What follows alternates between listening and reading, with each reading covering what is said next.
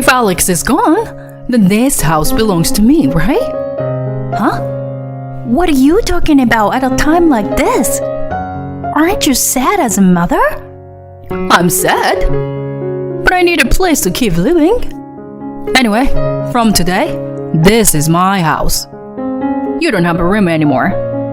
I was astonished that I didn't even feel like getting angry anymore. Fine, I'll leave then. Saying that, I packed my things and left. My name is Eva. I'm a 29-year-old remote worker. I've been married to Alex for 3 years. We still don't have children, but we continue to live happily like newlyweds. Since I work from home, I used to take care of most things. My husband always enjoys the meals I cook, so it's a blessing. But when I'm busy with my remote work and deadlines, he helps with the housework and supports me. That's how we had a very happy life. By the way, we have a good relationship with Alex's younger brother, John, and his wife. And we often went out for meals together as a group of 4. John and his wife were newlyweds, so they were always in a friendly mood. Well, the same goes for my older brothers, although they sometimes tease us. We have a lot of common topics and enjoy chatting and having fun together because we were around the same age. However, there's one problem that bothers all of us. That is my mother-in-law. My mother-in-law is incredibly selfish and arrogant, causing trouble for everyone. As for John and his wife, I felt sorry for them because they had suffered a lot. One day, it was John's birthday, and it seemed that my mother-in-law took John and his wife to a sushi restaurant, promising to treat them to high-quality sushi. My mother-in-law went ahead and ordered whatever she wanted at the restaurant, telling John and his wife, "Go ahead, order whatever you like." They took her words seriously and ended up placing quite a few orders. However, when it came the time to pay the bill, my mother-in-law exclaimed, "Oops, I forgot my wallet." And it seemed that in the end, John and his wife had to pay a substantial amount of money from their own finances. John, who wasn't satisfied with being forced to pay despite it being called a gift, apparently approached my mother-in-law later to remind her about it. However, she simply remarked, "It's nice that we got to go to such an upscale restaurant," and didn't contribute any money at all. By the way, there was a similar incident that almost happened to us on my husband's birthday. At the time, we had already heard about it from John and his wife, so we decided to invite my father-in-law to join us. Instead of going to an upscale sushi restaurant, we opted for a regular sushi place and enjoyed a more modest and down-to-earth dining experience. I remember how my mother-in-law, with a dissatisfied expression on her face, reluctantly ate the sushi, and she couldn't indulge herself since my father-in-law was present. Well, when it comes to birthdays, it's only natural for my father-in-law to offer to cover the expenses. In a way, it's a matter of pride for him. But for my mother-in-law, it's an additional expense from their joint income. At that time, we're spared from paying, but since then, my mother-in-law has become excessively critical towards me. Moreover, she knows that I work from home, so she has visited me several times without prior notice. At first, I tried to handle the situation, but eventually, I realized it was becoming unbearable, so I started pretending not to be home. Fortunately, the place where my husband and I live is an apartment with a video intercom system, so we can see the person's face. If my mother-in-law comes, I can simply ignore her. Once my mother-in-law realized that I was intentionally ignoring only her, she began covering the intercom camera with her hand, creating a black screen, and pretending to be someone else saying, "It's a post office," in an attempt to enter our place. However, it's not common for people to cover the screen, so I was convinced that it was my mother-in-law and continued to ignore her. After that, it seems like she gave up, and she rarely visited our home. Well, that's how my mother-in-law has been behaving arrogantly and causing trouble for us. And recently, I heard that my in-laws are facing the risk of divorce. So, whenever we gather, that topic inevitably comes up at least once. I don't understand why they won't tell us why they are on the verge of divorce. Well, I think it's more like Dad got fed up with Mom. It seems that both Alex and John have witnessed their mother's negative character traits, or rather, her selfishness, since they were children. That's why they had a strong belief that she would definitely engaging in bullying me and John's wife. So, they made a conscious effort to avoid visiting their parents' home unless it was absolutely necessary in order to prevent any harm coming to themselves or us. However, with her impending divorce and the fact that she'll be left alone, there would be no one to put a stop to her unruly behavior. I had a feeling that she might try to visit her home multiple times like before, or even go to John's place. And as I suspected, my uneasy premonition turned out to be true. It seems that my mother-in-law immediately sought refuge with John and his wife after the divorce was announced. She repeatedly kneeled down and pleaded, saying, "I've changed my ways, so please let me stay here until I find a new place." Both John and his wife were generally calm and good-natured people, so my mother-in-law's desperate plea seemed to rattle their hearts a bit. They ended up allowing her to stay temporarily as long as she found a new place soon. However, as expected, this turned out to be a huge mistake. The quiet facade my mother-in-law initially showed quickly faded, and she returned to her usual self. As a result, my sister-in-law began to suffer from severe mistreatment. She came to me in tears, and I instructed her to gather evidence of the mistreatment using a voice recorder. And once the evidence was collected, we planned to confront my mother-in-law with it and collectively drive her out. "Oh, is that you, Alex?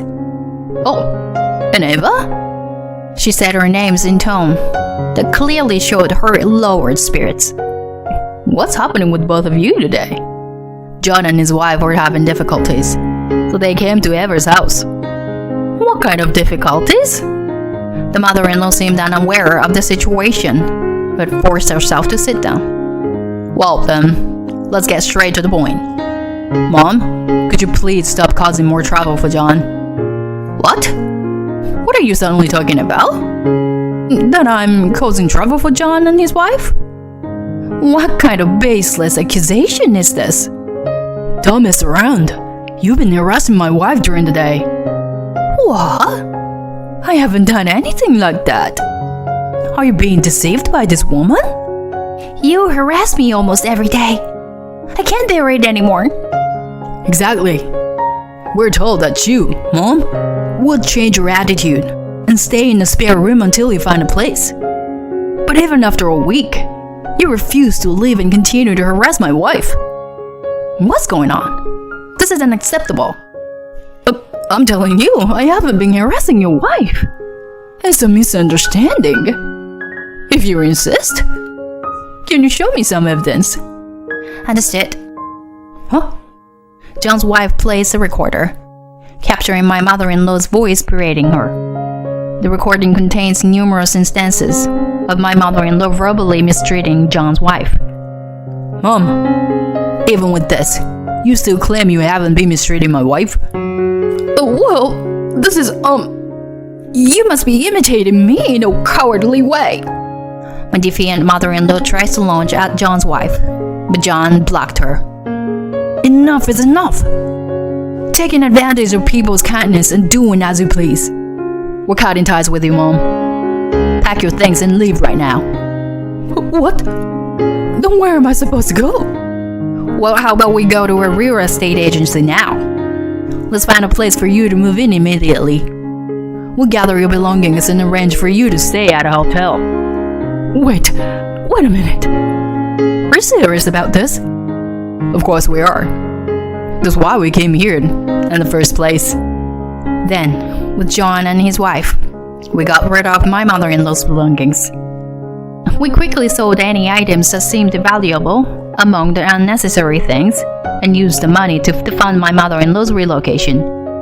My mother-in-law was in a state of panic, as the four of us took decisive action to evict her without any further discussion. Unluckily, we found an apartment with immediate availability and affordable rent. My husband immediately had my mother-in-law sign the contract and decide on the move. Afterwards, we had her stay at a cheap hotel, and our role was complete. We received heartfelt gratitude from John and his wife once everything was settled. We celebrated the successful eviction of my mother-in-law. But we were soon defeated by her new ways of causing trouble for me and my husband. It happened one day when I returned to the apartment after grocery shopping. As I approached the entrance of the apartment building and tried to use the key card, I noticed someone collapse there. "Oh no, are you okay?" Hastily rushing over and checking if the person was conscious, she then lifted her face. Mother? To my surprise, it was my mother-in-law. Eva, help me. Wait, should I call an ambulance? Water. Water? It seemed that my mother-in-law hadn't eaten or drunk anything for quite some time. This area was the entrance of the apartment building, and during the day, many residents were coming and going. Some people looked worried and others frowned, mistaking her for a drunk. Unable to leave her there, I offered her my help and brought her inside the house. So, she just ate her full and fell asleep, huh? I'm sorry, but leaving her there would have caused trouble for the other residents. No, it's not your fault, Eva. I can't believe I ended up with such an outrageous mother. I'm leaving for a business trip overseas the day after tomorrow. I hope everything will be fine. That is a concern, but, well, your mother has her own apartment, so I think she'll be okay once she gets back there. At that time, I underestimated the situation. And then my husband went on his business trip, and the seasons came and went. This time, he was scheduled to be away for 6 months on a business trip to Antarctica. It was a bit lonely, but it was his job, so there was nothing I could do. Well, I'm off. Yeah, take care of yourself. Oh, take care. Yeah. For some reason, my mother-in-law accompanied us to the airport. She said she wanted to see him off.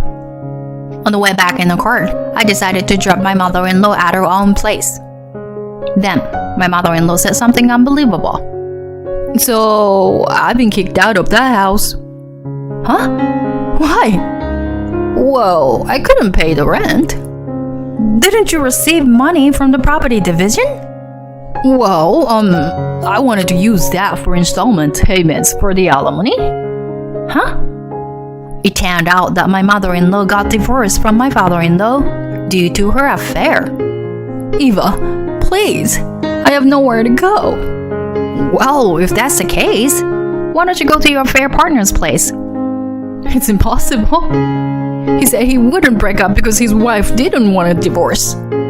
So, it was an affair between married individuals. Please, Eva. If I stay like this, I might starve to death. Just like the day before yesterday. I promise I won't cause any trouble. I understand. I reluctantly decided to let her stay at her house. I didn't want to cause trouble like last time, making a scene in front of the apartment and disturbing other people. After that, my mother-in-law, while being a nuisance, at least behaved quietly as longer. It seemed that the stern warning my husband gave her via video call from his overseas assignment had an effect. Since my husband declared that he would kick her out if anything happened, my mother-in-law seemed to have realized that if she caused trouble again, she would end up homeless. However, in the midst of it all, an unexpected event occurred. My husband went missing. Neither his company nor the local people had any substantial information.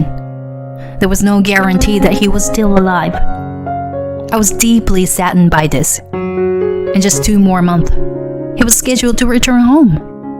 But since then, no matter how many months passed, I couldn't find any trace of my husband. His life was likely not spared. People with such and such views began to appear here and there. I hope he's safe. While thinking that way, somewhere deep in my heart, I also started to feel that it might be hopeless. And at that moment, my mother-in-law started to say something outrageous. If Alex is gone, then this house belongs to me, right? Huh? Why are you saying such things at a time like this? We still don't know if he's really gone or not. Aren't you sad as a mother? Of course I'm sad. But to survive, I need a place to live. We have to accept reality and move forward. Anyway, from today on, this is my house. You don't have a room here anymore. I was shocked and didn't even feel like getting angry anymore. Fine, then I'll leave. Saying that, I packed my things and left. Afterwards, my sympathetic brother-in-law and his wife heard about the situation and invited me to stay at their place for a while. Then I looked for a room to stay in and found a nice place to stay and got ready to move there. Then my mother-in-law stormed into John and his wife's house. Eva, you're here, right? My brother-in-law and his wife tried to send her away, but I said, I'll handle this, and went to the entrance. Please, don't cause any more trouble in the neighborhood. Wait, Eva? I was kicked out of the house. What's going on? Oh, come to think of it, it's been a month already. When I left the house, I sold it, and the eviction order was issued to your place. Huh? But the house belongs to Alex, right? The house is under my name. I was the one who contracted it while working from home, instead of going on frequent business trips. But what should I do if I'm kicked out of the house? I don't know. Find a job and rent a room for yourself. At that moment, my brother-in-law and his wife also arrived. If you ever come to our house again, I won't hesitate to report you. No way. My mother-in-law ran away from the scene crying. Well, finally she's disappeared from our sight, I thought to myself. Afterward, I moved into a room for living alone. The room was comfortable, but I guess it's too big for one person. There's no partner who could appreciate and enjoy the meals I cook, I thought. Will I never see that face again? That's it. The words I spoke alone vanished into thin air without reaching anyone else's ear. Suddenly, the intercom rang. On a screen, it was either covered or completely black. Could it be my mother-in-law? How did she find out where I am? She's really persistent. What is it now, Mom? If you don't stop, I'll call the police. But the voice that came from the screen was not my mother-in-law. Oh, calling the police would be a problem. I'm currently in the country illegally, you know. Huh? I recognized that voice. And then, the hand that was covering the screen moved away, revealing a clear view of the face. Alex! I'm home. When I unlocked the door and opened the entrance, unmistakably, my husband was there. Alex, you're alive! I'm so relieved. Tears kept flowing from my eyes. I'm sorry for being late. I was really worried. I even started to think you might have passed away. I ended up considering such things. My husband hugged me and apologized, saying I'm really sorry. He explained that the ship he was on exploded, and all his belongings, including his passport and smartphone, were lost. After that, he went through a life or death struggle while being stranded, he said. But fortunately, he met kind people who let him into their home and managed to survive, he added. He had been sending letters, but apparently, my mother-in-law had been unknowingly stowing them away. They never reached my eyes. And now, after trying various means, it seems that he will be able to return to America. I was surprised when I got home and found someone else living there. So I went to my brother's house and he told me to visit here. I see. But I'm just glad you're alive. Afterwards, my husband changed jobs to one that doesn't involve overseas business trips. It was a decision made with the intention of never experiencing something like that again. Going through that incident made our relationship as a couple even stronger than before. And finally, we were blessed with a child. Both my husband and I were overjoyed. My brother-in-law and his wife also rushed to celebrate with us. By the way, I have no idea how my mother-in-law is doing now, but she's probably living a quiet and impoverished life. I haven't shared my current address with her, and my brother-in-law's family also moved cautiously. As a result, my mother-in-law has no way of knowing our whereabouts. We have found our peace and tranquility in our daily lives. I will continue to love my husband for the rest of my life. As a married couple, we want to cherish and raise our upcoming child with care.